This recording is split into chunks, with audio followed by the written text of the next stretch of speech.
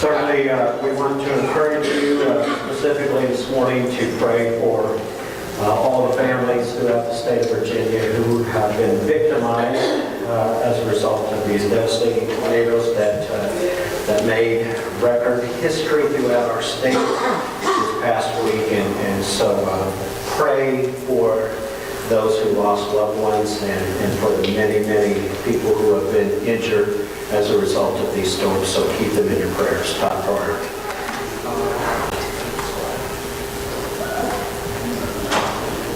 This next illustration, I think, will be commonplace. As you know, we are blessed with a variety of teachers, particularly in the public school system, both past, present, and even future. Some study moving in that direction. Read an interesting article the other day, and I think all of our teachers will be able to relate to this. It came as a result of many teachers complaining to school administrators about a particular problem. And a middle school in Columbus, Ohio, then issued this ruling. Monday through Thursday, all teachers must remain 1/2 an hour after students are dismissed. However, on Friday, teachers may leave at the 3:15 dismissal bell. In parentheses it read, just don't trample the students. All right, so we can relate to all of the teachers who want to kind of get home and do whatever they do for a great long weekend. And when I thought about that illustration, funnier for teachers than probably for the rest of us, the thing that struck me about that, and this was actually a true story, is that it was solution-based, very creative in its approach, and it found humor in the situation. And I got to tell you, I really like that, because this is a winning formula with regard to solution-based, creative-based, and when you can, use humor with regard to helping to solve certain problems that are out there. I think that's a winning formula for any enterprise or entity that exists. However, let me just say this, that when you attach this formula to the church, and you add the Lord's input with regard to all of these things, I have found, as you have found, that good things emerge. We all have benefited greatly from James' practical, common sense approach, solution-based proposals to everyday problems that we all face on a daily basis. And I'm here to tell you this morning that this morning it is no different. James addresses a problem that is commonplace to us all, offers a solution, and actually finds a little humor in being able to deal with this particular issue that all of us face daily. It is found in our continuation of series in James chapter 1, beginning with the 22nd verse. James chapter 1, beginning with verse 22, we read this.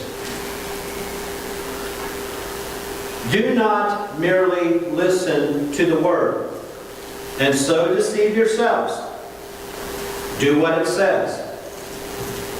Anyone who listens to the word, but does not do what it says, is like a man who looks at his face in a mirror, and after looking at himself goes away and immediately forgets what he looks like.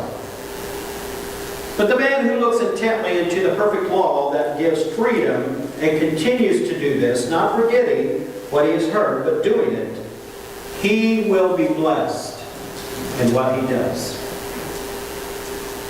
Verse 22 should be commonplace to us all. Do not merely listen to the word and so deceive yourselves, but there is that international universal motto that says, do what it says, do the right thing, move in the right direction. Verse 22, we would all admit that we have heard this all of our lives. Have we not? And it comes in a variety of sources with different emphasis that is put upon it. But the emphasis is, let's do this. Let's make it happen.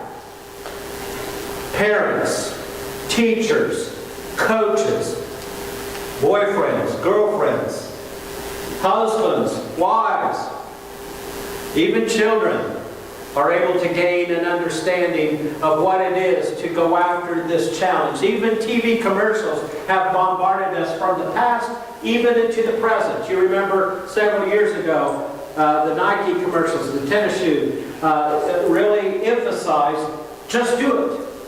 Just do it. Even today, if you turn on the television set and listen to a variety of commercials, there's one with that snappy little catchphrase and tune that kind of goes along with it. Hey, come to our store, buy what you need in order to fix up your house, and together, Home Depot, what's the theme?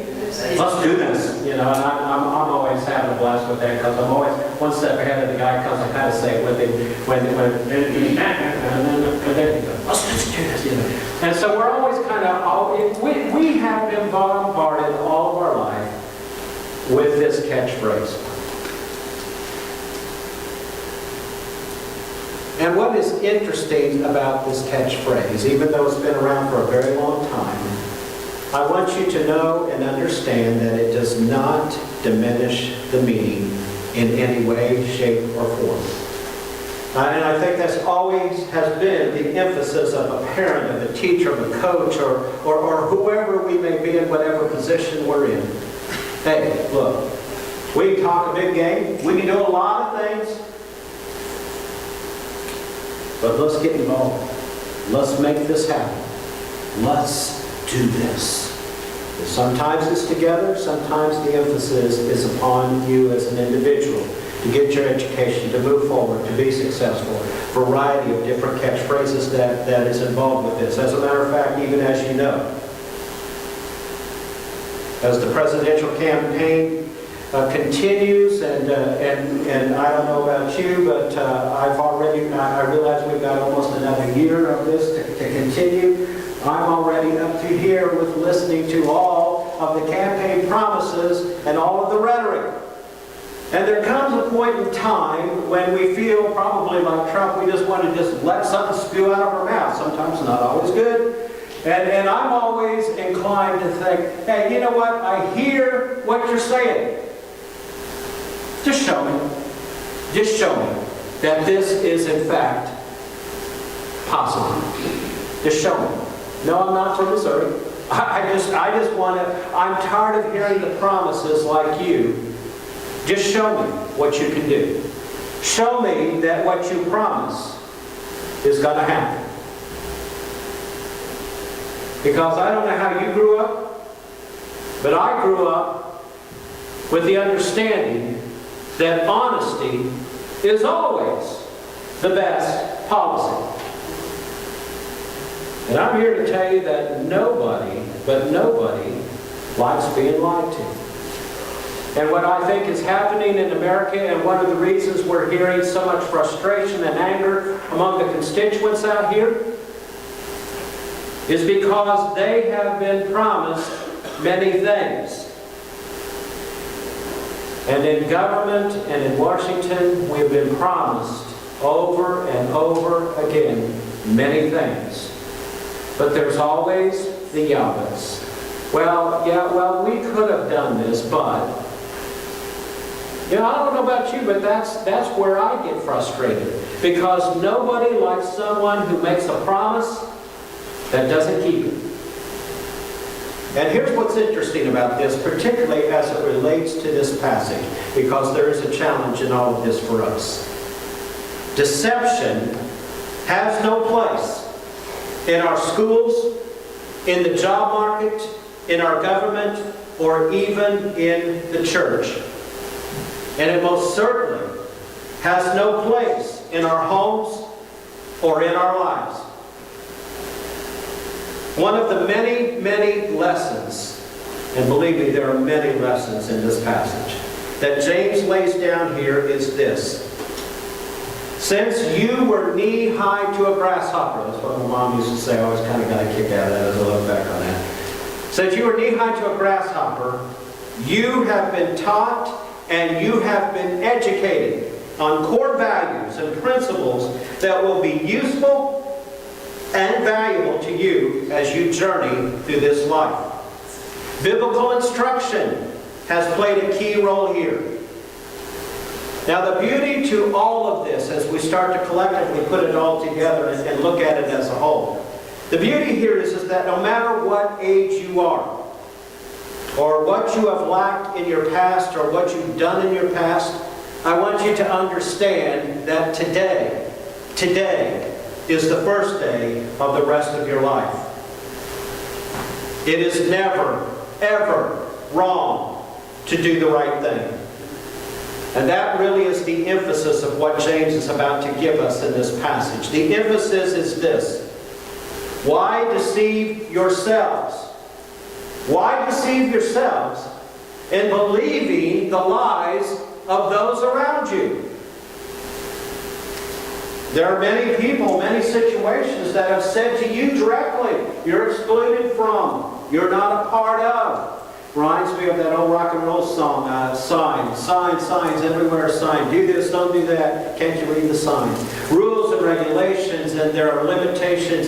And there is not the opportunity for creative input, creative growth. We have stopped dreaming as a nation, as a people. And James says, for heaven's sakes,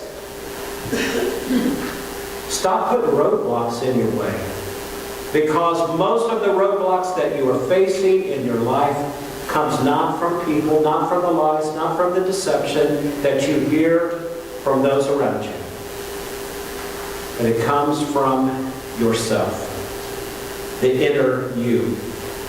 And the humor that I think, I thought was humorous, that James uses here in helping to correct the problem with a solution-based proposal is found in verses 22 or 23 and 24.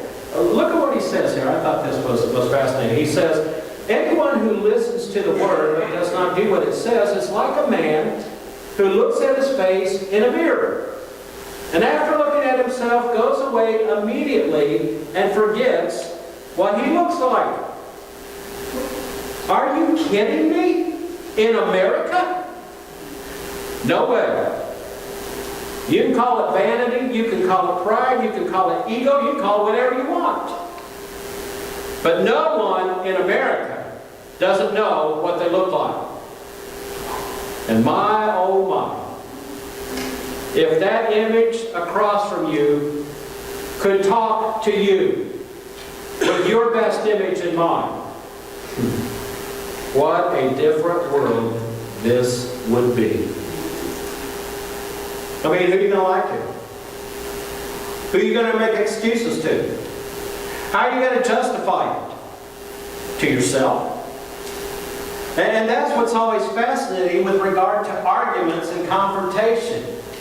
You can't lie to you because you're you. Sounds a little confusing, but it's true.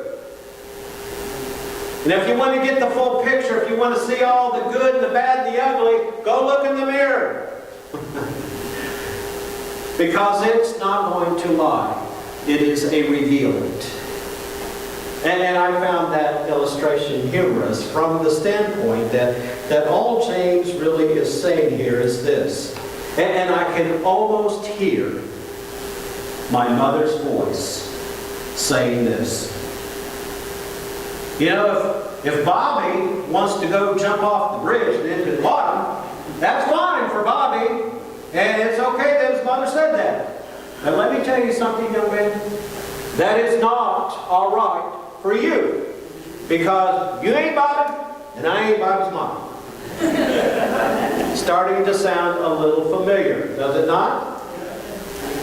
And if a family lives on a dusty dirt road, they have two choices, do they not? They can either clean their car more often, or two, move. I mean, you know, there are simple choices in life that really boils down to the bottom line. And sometimes this is not what we call rocket science. We can kind of figure this one out on our own. And I think that's what's so unique about what James is proposing in this passage. That this is not complicated. If you listen very carefully to yourself, listen very carefully to the word that we talked about a couple of Sundays ago, and begin to formulate a plan of action with God in mind, with you in mind, something wonderful is going to emerge. Now, here's what's interesting to me about that proposition, is that it is not up to us. It is not up to us to gauge or to calculate or to question other people's choices or decisions. That's between you and the fence post, and that's between the individual and God. And I believe God has said to us on numerous occasions with regard to this passage, as far as it depends on you. It'd be wonderful if old so-and-so were here to hear this today because they really need it. Well, they're not. And you are. And that's really where the challenge begins to take shape, where the rubber begins to meet the road. Because many, many times we have read passages, we have heard instruction, thinking that somehow that it has universal meaning. While there is universal teaching in all of this, God's Word is very personal as it relates to you. And you have to have a willing heart and open your ears to realize that James very well could be talking to you specifically this morning, instead of trying to come up with a name in your mind of who really should hear all of this. Look, all James is saying is this: just don't come in here and listen to what he has to say, what God's Word is teaching you. I believe there's some instruction here. And the instruction would be to absorb it, to process it, and then do something constructive and useful with it. It's not just another message. It's not something that we just say, oh, thank you. Wow, that was great. And then walk out the door and forget everything that we just gained. Many times we say, amen, hallelujah. Appreciate that, preacher. I've even had some say, have you been to believe? You got little bugs that go to my house because this is exactly what we were facing this week. And I said, no, that's God. Now God probably does have all the little bugs and cameras in there. We're not paranoid of these things. It's just another revealing that reminds us that challenge of change and doing the right thing is something we should be doing on a daily basis. And when we encounter the problems of this world, then we should take note of everything that God's Word teaches us. To be quick to listen, slow to speak, slow to become angry. What we looked at in a few lessons back. And then to be able to say with confidence, hey, you know what? There's some truth in that statement, and let me tell you what I'm going to do. I'm not going to just listen to what all this says with regard to its wisdom and really deceive myself, because that's the truth of the matter. The only person who gets duped here is me. But I want to do what it says. I want to live up to the challenge. It may be a difficult challenge. It may be an easy challenge for others. But the bottom line is, together, as a body, as an individual, we are going to say to the Lord, let's just do this. Let's make it happen, man. Let's move in the right direction. So when I'm lacking in motivation to do the right thing, haven't we said universally, individually, at times even with God, God, if you need to just kick me in the pants, take the board, smack me upside, do whatever you got to do, but let's make this happen. And sometimes we are afraid of change. We are afraid of the challenges that stand before us. Oh, we tried that once, but... And we get caught up in the stagnation of what God desires of us. Yes, He expects big things from the body. Yes, He expects big things from you. But we think that somehow we don't deserve all of this. Hold that thought, we're going to come back to it. I have found that applied knowledge is taking what the Lord has given to you and applying it to your everyday life. Now here's what's interesting about this. If you're looking for a place to start, that's usually the comeback to all challenges that God gives us, is it not? Say, okay, well that sounds great. Nobody's here debating any of this. We're saying, okay, yeah, that's what we should do. So, where do I start? Where do we start? Well, if you're looking for a great place to start, put your finger here in this passage because we're going to come right back to it. Turn with me to Philippians chapter 4, verse 8. If you're looking for a great place to start, this is a great one. And listen to what Paul says. He says, finally, my dear brothers and sisters in the Lord, whatever is true, whatever is noble, whatever is right, whatever is pure, whatever is lovely, whatever is admirable, if anything is excellent or praiseworthy, then you, I'm talking about somebody else, then you think about such things. Great place to start. And I see three mandates, three challenges, three characteristics literally pop off this page and this passage as it relates to you and as it relates to me. Listening, learning, and applying. All of our school teachers are going, yes. We teach this to our children every day. And it seems like there are times, like our parents as they gave it to us, or whoever we're talking about, sometimes a preacher, and have even been bold enough to say in public arenas, you know, it just seems to me that everything I say or teach or try to get across, ready for this one? Goes in one ear and right out the other. I have a nickel for every time I've heard that with regard not just to being a preacher. I would hope that there's more opportunity to absorb what God gives you. But I live with a teacher and sometimes have heard these comments. I try and I try and I work, and it just seems like, and that's frustrating. Has to be frustrating to teachers, to coaches, to parents, to preachers, you name it. And there's an opportunity by which we say, the reason we do these things is because God has called us into this arena.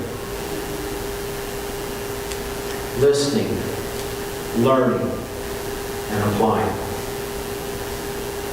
Those three tools alone, as you well know, are enough to carry you successfully through this life.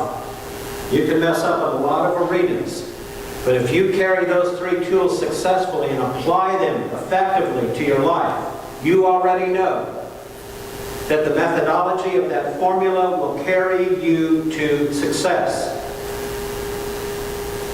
And the reason all of this becomes relevant, and the reason all of this is helpful, comes from the foundation of this very passage. Verse 25. Look at what he says. But the individual, the man who looks intently into the perfect law that gives freedom and continues, keyword, consistently, continues, onward, forward. Can we sing about that? Onward, forward. Continues to do this. Not forgetting what he has heard, but actually doing it. They will be blessed in all that they go after. That man will be blessed in all that he does.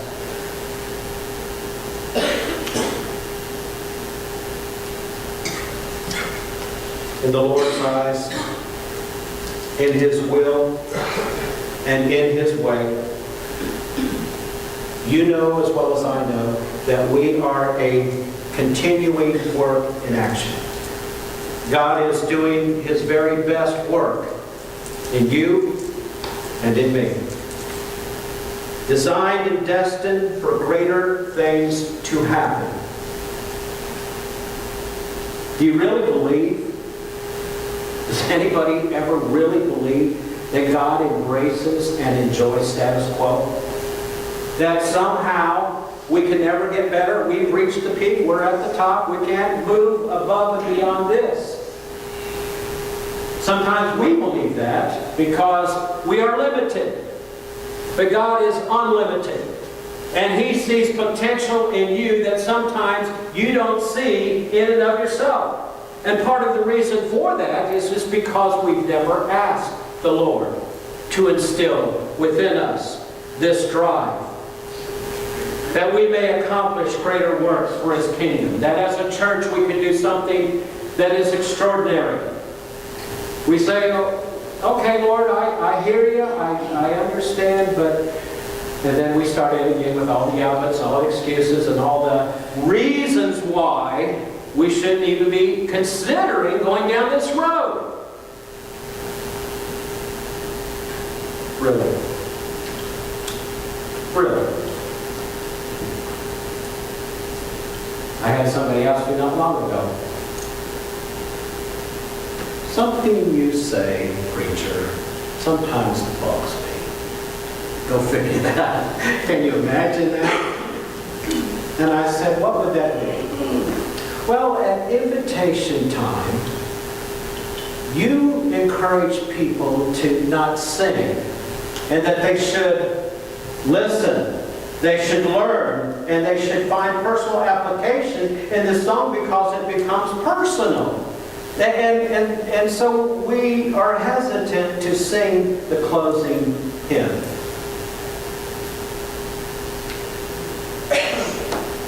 We're hesitant.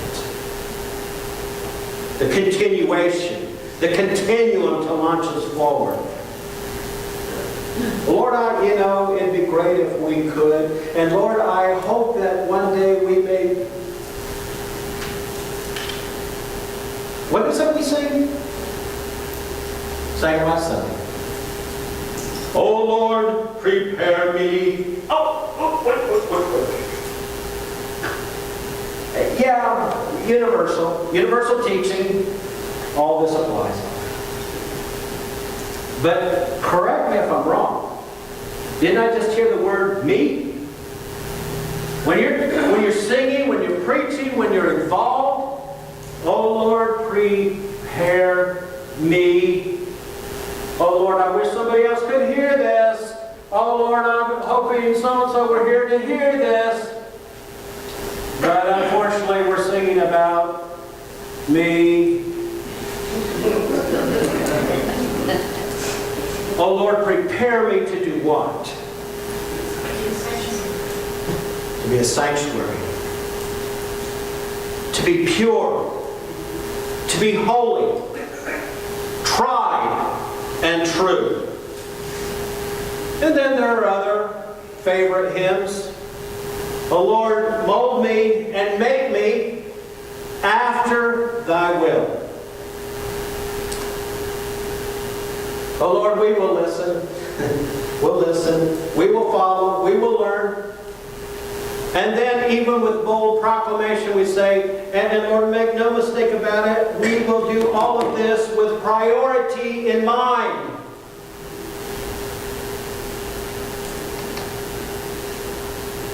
Is that personal? Gone from preaching to meddling? What do we hear? What's happening here? Yeah, because these are not my words. I told somebody that not long ago. I said, if you've got a beef with God, you really should take that up with God, because I'm nothing more than just a spokesperson, a voice for God. Take it up with Him. and see what he's got to say about your concerns. Now, there is no doubt in anybody's mind sitting in this sanctuary. None. There is no doubt in anybody's mind that the individuals who do this will be blessed. But the challenge that James is sharing with you this morning is that this was designed and tailor-made for you. Even when you do not feel like you deserve it, even when you have not asked for it, let me help put this in perspective. The Lord will always, always find a way. Imagine that. The Lord will always find a way. And then we become the recipients of His glory, of His blessing. And then we look at this passage and say, you know, Lord, you're right. I am blessed.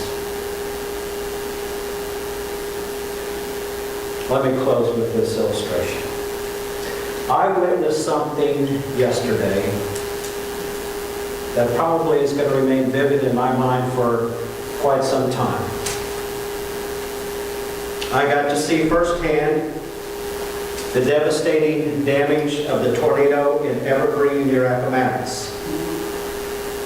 As I arrived on scene, it looked like a war zone. Unbelievable. Several of you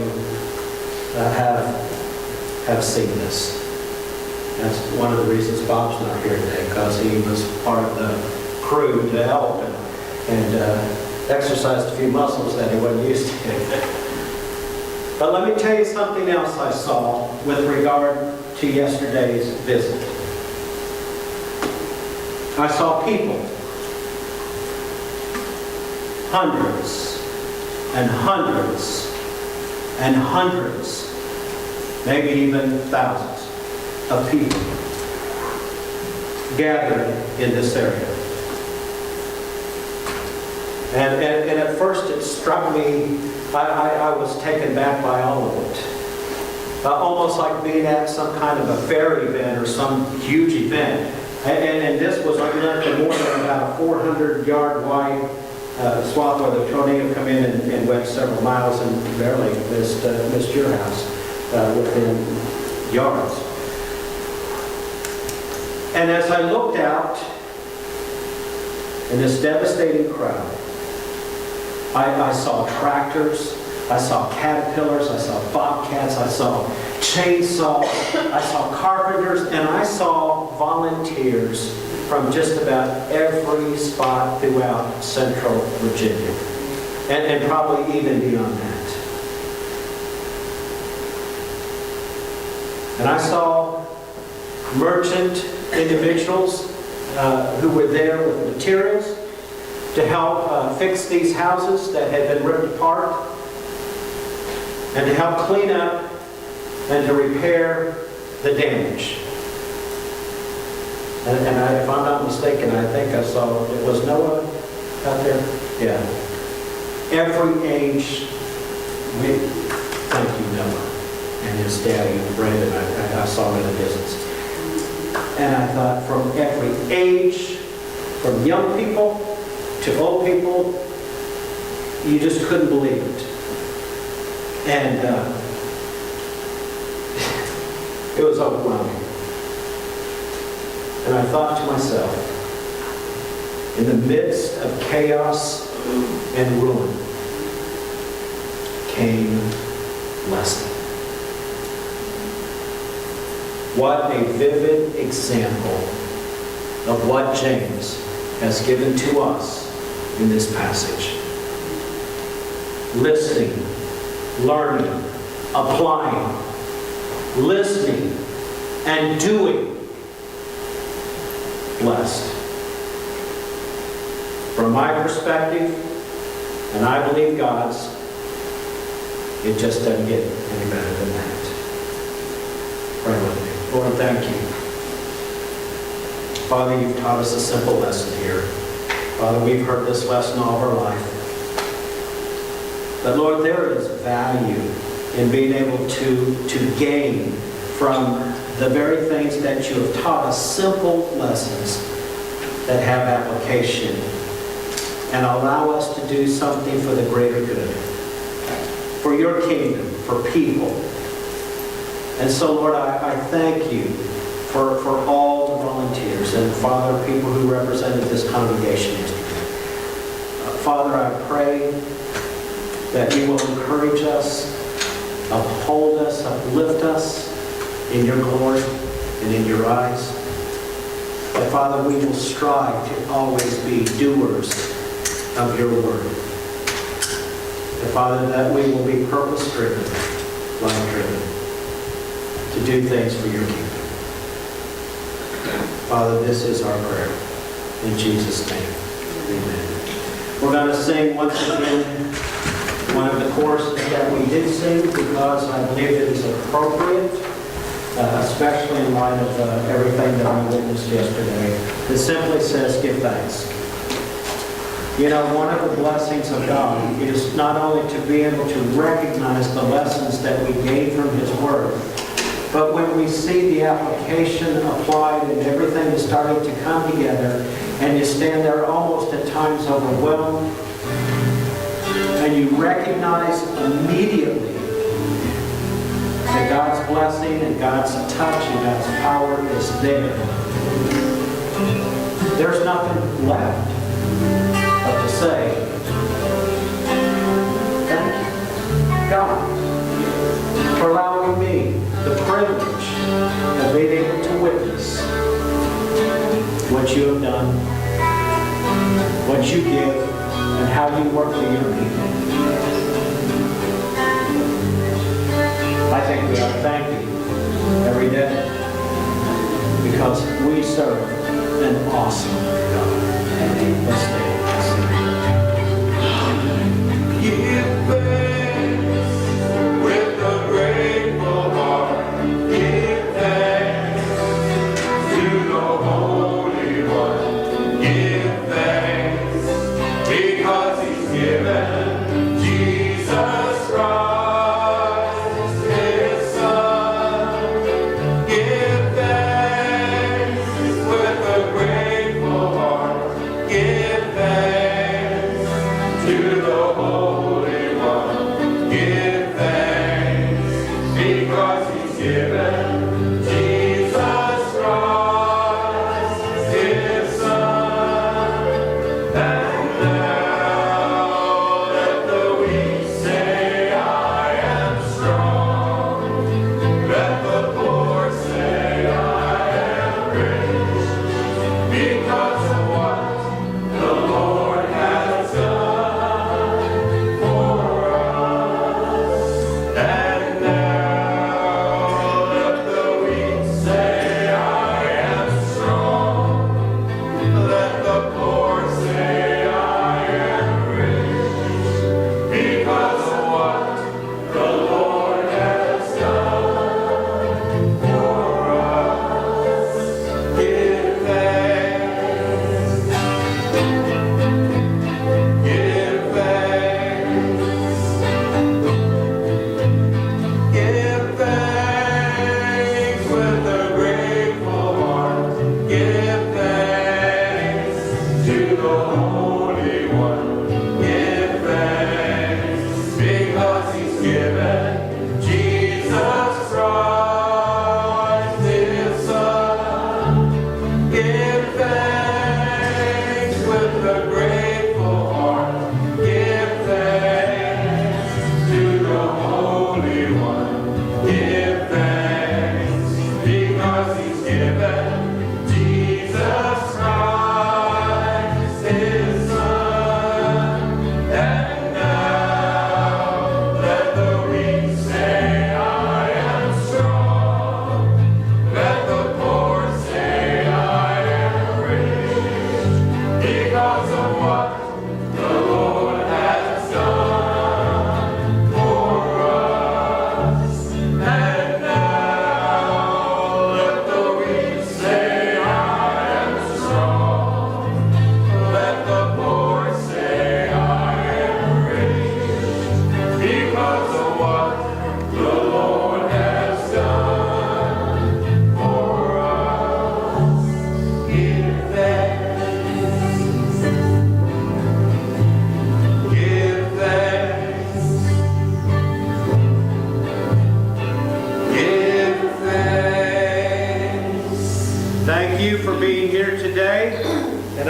that your day will be filled full of encouragement and joy as we take what we have gained from here. Don't just listen to all this. Do something about it. Take it back out there.